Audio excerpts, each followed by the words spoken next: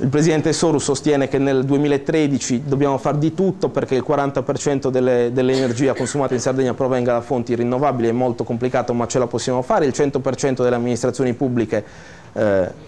utilizzino energia proveniente da fonti rinnovabili, e dobbiamo fare in modo che la burocrazia non sia un freno per le imprese. Lo sportello unico per le attività produttive, che sta partendo in Sardegna, in molti comuni è già efficace. Io vedo che, leggo sui giornali costantemente, tra una settimana sarà pienamente in funzione, sta funzionando, consente in 20 giorni di avviare un'attività produttiva. Siamo la prima regione che ha fatto una cosa del genere. Certo, c'è un articolo di legge finanziaria, ci vuole poi una capacità amministrativa delle amministrazioni comunali nel raccordo con la regione, che è stato molto complesso, ma che in pochi mesi abbiamo provato a affrontare.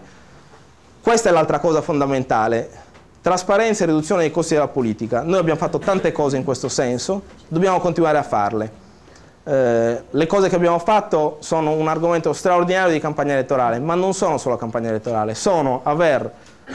abolito un sistema parapolitico, parasitario, tutto quello che vogliamo, ma che era un cancro per la nostra regione e per la nostra economia. L'abbiamo abolito del tutto? No, però abbiamo fatto interventi assolutamente e straordinariamente radicali.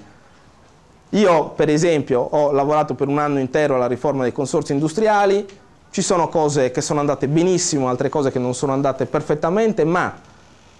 i consorzi industriali sono la metà, i consigli di amministrazione sono pochi, non possono costituire altre società controllate, si viene assunti per concorso perché sono enti pubblici e non luogo di sistemazione degli amici, degli amici, degli amici. Credo che abbiamo fatto una cosa molto importante, ma l'abbiamo fatta in tanti altri settori nei quali abbiamo abolito la comunità montana Riviera della Gallura e altre 21 o altre 19,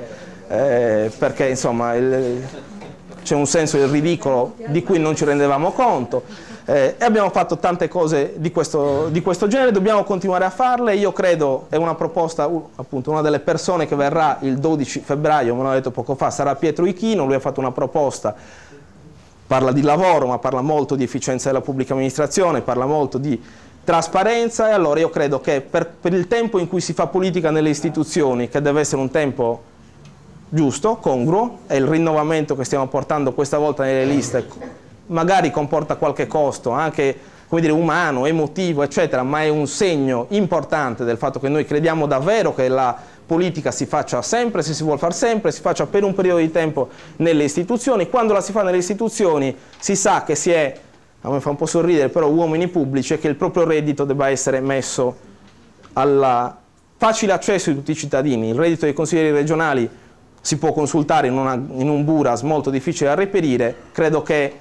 la mia sezione del sito la stiamo preparando, ma la denuncia dei redditi dei consiglieri regionali, dei parlamentari, di chi ricopre cariche pubbliche deve essere chiara, e i costi della politica devono essere ugualmente rappresentati e raccontati ai cittadini, e i compensi di chi fa politica devono essere un po' più decenti. È un argomento che si presta a un certo populismo, ma che bisogna affrontare con serietà e con consapevolezza. Il Presidente Soru lo sta facendo e noi proseguiremo, come abbiamo fatto, a far sul serio le cose che diciamo di fare in campagna elettorale.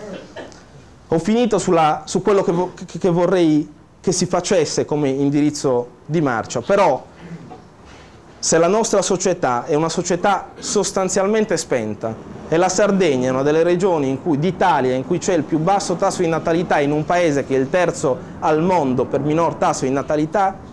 abbiamo un problema, ma noi questo problema lo dobbiamo affrontare, lo dobbiamo risolvere, altrimenti l'unico destino per i nostri giovani sarà quello di andarsene alla Sardegna o di fare i giardinieri, ma insomma l'ha ampliata Villa Certosa, ma non c'è spazio per tutti, 100.000 posti di lavoro non sono tutti lì. Noi abbiamo tracciato le strade per un destino diverso, e questa è la cosa che io vorrò portare in campagna elettorale. I giovani della Sardegna hanno dimostrato qui e altrove di potercela fare, e noi dobbiamo mettere risorse per consentire che questa cosa si continui a fare. Qua ci sono Sandro Broccio, c'è Concetta Rao, ci sono tanti